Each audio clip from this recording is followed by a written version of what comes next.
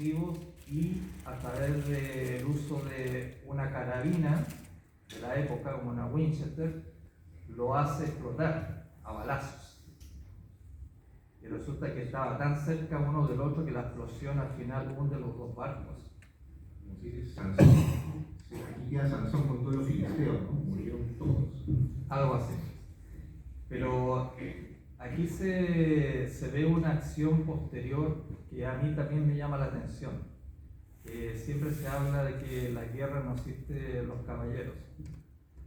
En gran parte de la guerra es cierto, pero hay pequeñas acciones que sí existe caballerosidad todavía. Uno de los comandantes de la nave peruana cae por la explosión, salta impulsado por los aires, cae al agua y es rescatado por uno de los marinos de la misma tripulación de él, y después los chilenos los capturan. Estaba tan mal, tan herido, que al final ellos mismos deciden volver a entregárselo a las autoridades peruanas para que muera en su tierra por el acto que había hecho. El enemigo reconocer las acciones de valor heroico que pueda tener un contrincante es algo que en Chile se dan muchos casos, digamos, y viceversa también de Perú a Chile. Reconocer el valor del enemigo es un caso muy extraño, ¿no? Como el que mencionas, Patricio, que además el héroe del que habla Patricio es José Gálvez Hijo, el hijo del héroe del combate del 2 de mayo. Entonces él sentía esta carga de heroicidad que, siendo hijo de quien era, no podía huir, no podía ser menos que su padre, y efectivamente el almirante chileno reconoce su valor, y por eso, como menciona Patricio, decide no tomarlo prisionero, sino en el estado gravísimo, casi muerto en el que estaba, lo devuelve a las tropas peruanas. Justamente.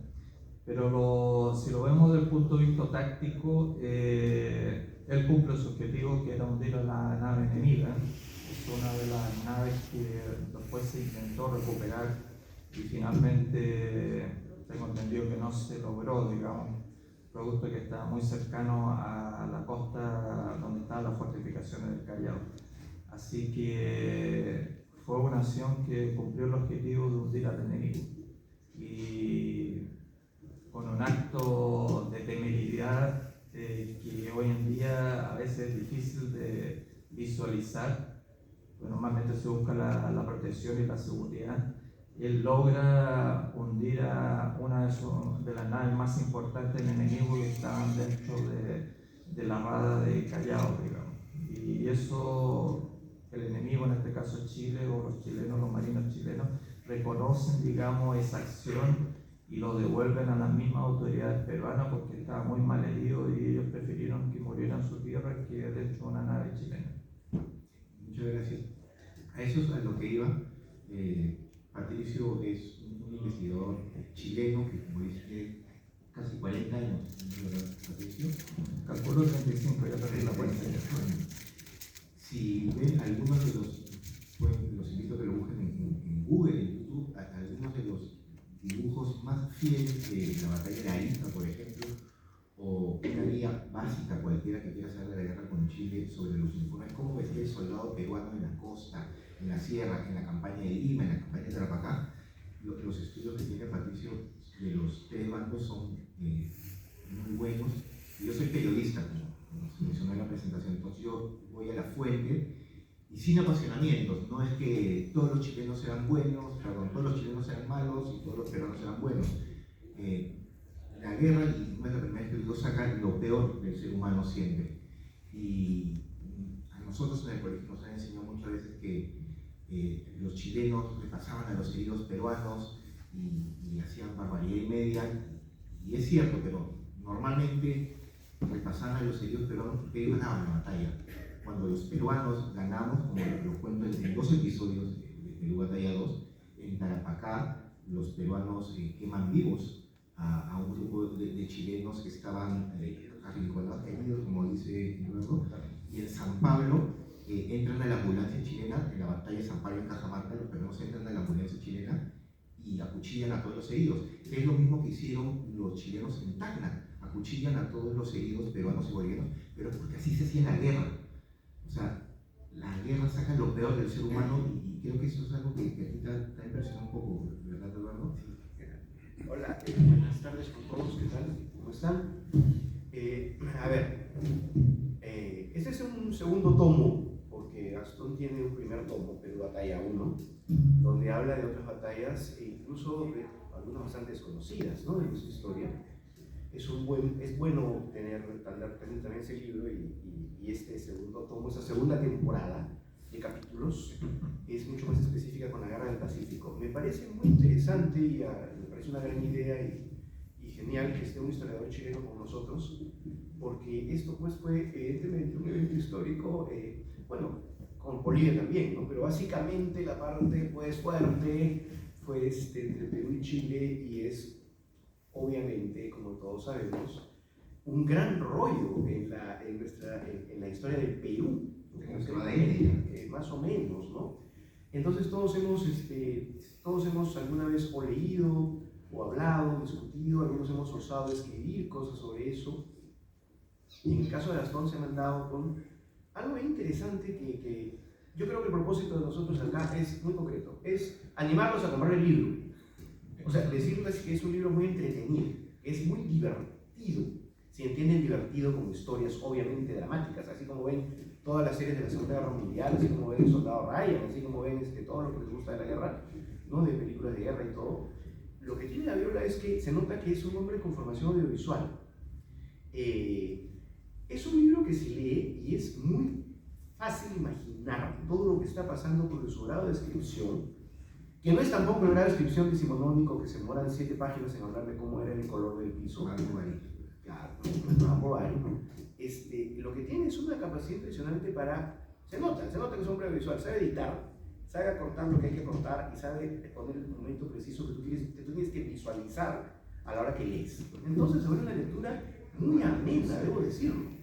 Yo no voy por el lado académico porque evidentemente soy un simple aficionado a la historia y un hombre que ha utilizado la historia de su país para escribir mucha ficción, o ha novelado mucha, o ha ficcionalizado mucha historia. Pero me parece bien interesante porque Gastón está a caballo, a un paso, en el borde, entre casi las novelas históricas y la crónica periodística, porque hay momentos en los cuales se mete en el cerebro de los personajes, se mete en lo que están pensando, se mete en sus sentimientos, que es lo que hace un escritor, ¿no es cierto?, un narrador. No es que yo solamente fulano estaba acá y pasó esto, no, van a ver, o sea, van a leer, tienen que leer. O sea, yo van a ver porque es como que vieran una película. O sea, me refiero, por ejemplo, no sé, cuenta, está fulano de tal y está pensando en tal cosa y está sintiendo esto, y recuerda que tal vez, y recuerda que antes estuvo acá, y recuerda tal otra cosa. Eso es esta introspección literaria, pues. Pero a la vez está como la crónica periodística, que es el género de ahora, pero me parece, me corregirás, Gastón, creo que la crónica periodística es como que la gran ganadora de literatura en los últimos años, ¿no? E incluso tiene un premio Nobel en esta escritora rusa, que es una periodista de crónicas, y en general los autores de crónica periodística por fin están siendo considerados como lo que son, grandes escritores.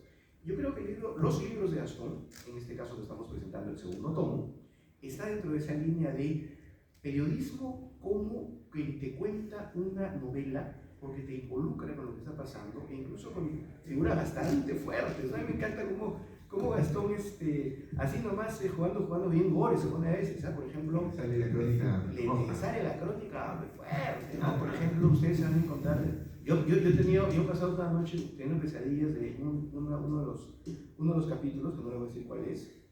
Bueno, sí les digo cuál es, ¿no? El capítulo del chico, que es el segundo capítulo, un chico de 14 años que se mete por un cañón para quitar una lana que está tapando el tiro del cañón. Ya, o sea, eso es una cosa terrible. y salió con todo el cuerpo quemado, además. Ya, eso es. Ya, ¿para qué quieren ver películas por eso? O sea, mejor mentir. O sea, es terrible imaginar que un chico puede. Pero imagínense también. ¿Saben lo que pasa cuando se escribe así? Que uno siente la angustia de los hombres en la batalla. Uno siente la angustia del límite de la vida y la muerte. Uno siente que ya esto es simple y llanamente jugarte la vida en cada instante. Y te da una pena terrible porque es un montón de personajes que les pasa de todo, ¿no? Yo, bueno, como ven, he anotado en el teléfono, pues estoy viendo mis mensajes, siempre cada uno ya no usa el banderín.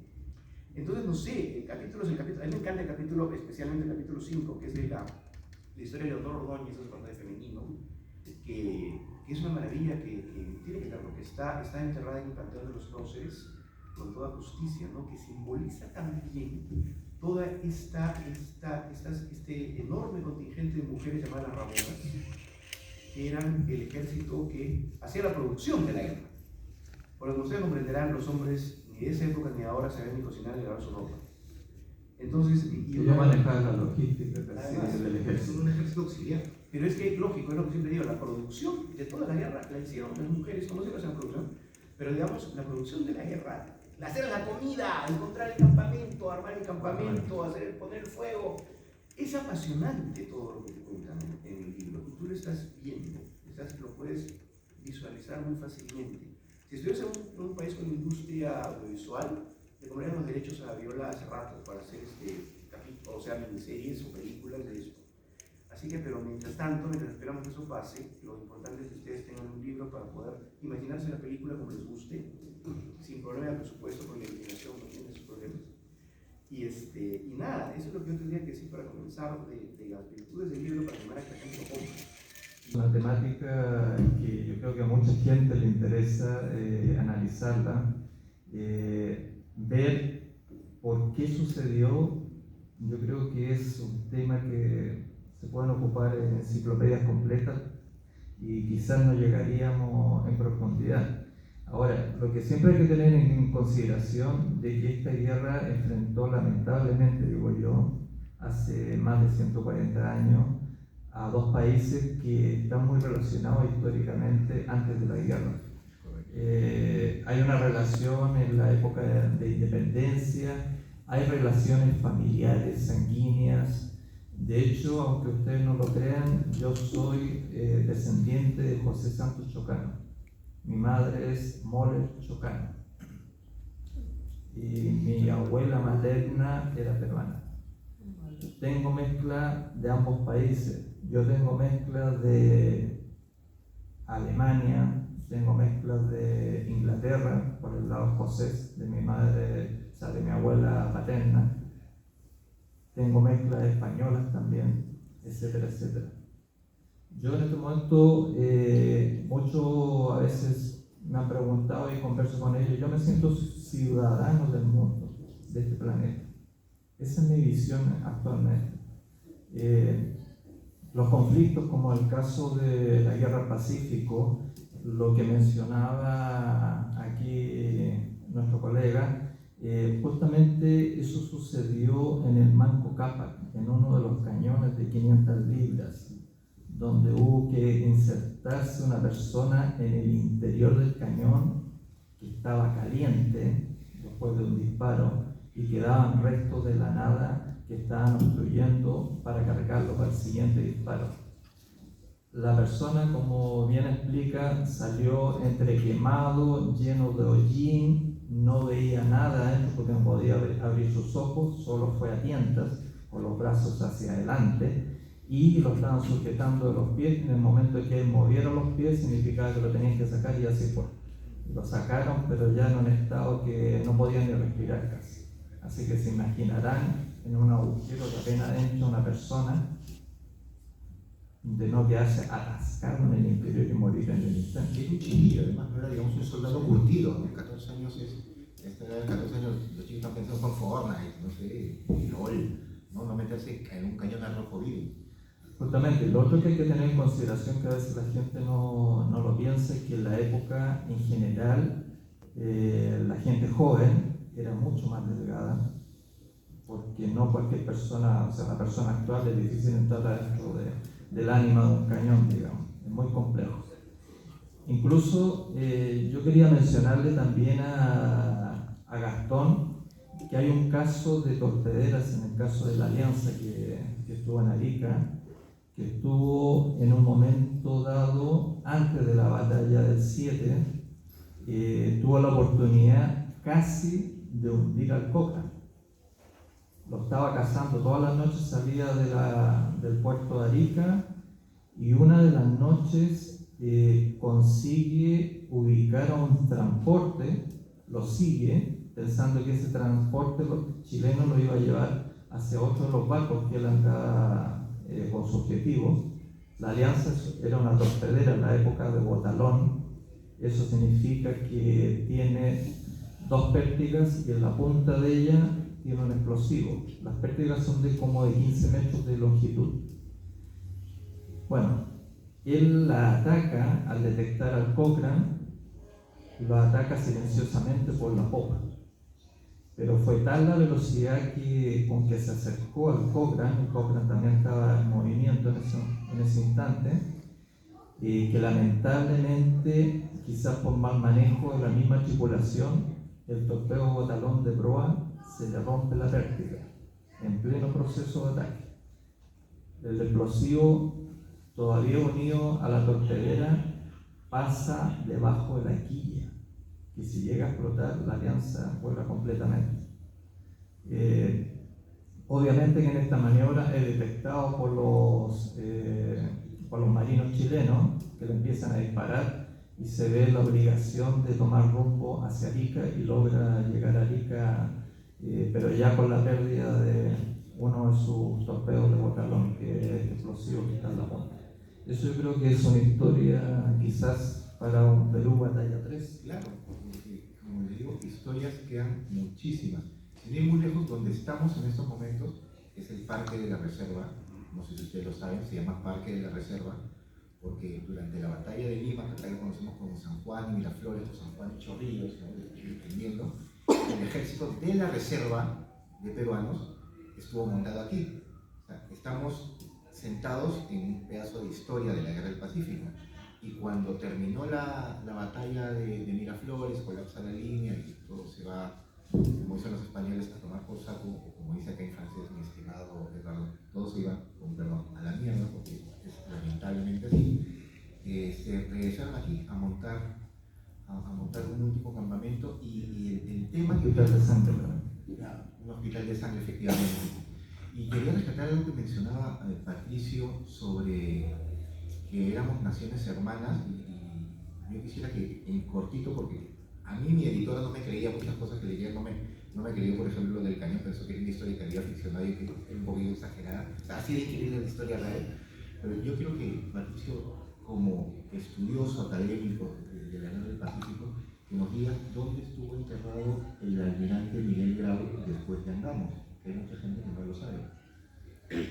Bueno, ¿Y lo por qué? que se logra rescatar de Grau, la verdad que fue muy poco.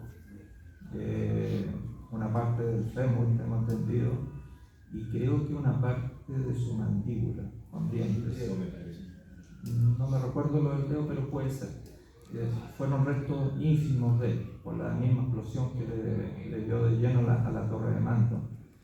Esos restos después fueron llevados a Mejillones y enterrados en una parte de Mejillones.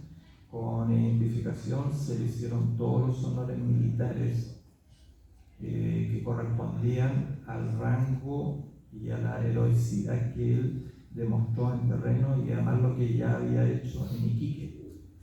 Entonces, de rescatar los restos del uniforme y la espada y el revólver de Prat, que se lo entregó después a la viuda, que se podría haber quedado con ella, pero él hizo ese acto de caballerosidad de entregárselo a la viuda y se lo envió. Entonces, en Chile se le tenía en un alto estima,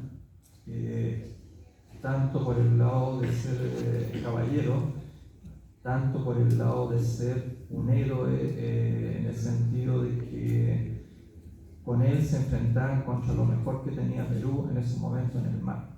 Y eso a Chile le costó varios meses poder lograr destruir al Huáscar, que en este caso sería una captura. Incluso Huáscar, por la misma tripulación, se tendió finalmente en los últimos instantes del combate de Angamos, se trató de hundir al barco, pero no era un proceso rápido, era muy lento. Así que no se logró, fue abordado por tripulación chilena, y lograron cerrar las válvulas, por lo tanto se evitó que se inundara completamente el Huáscar y se perdiera, digamos.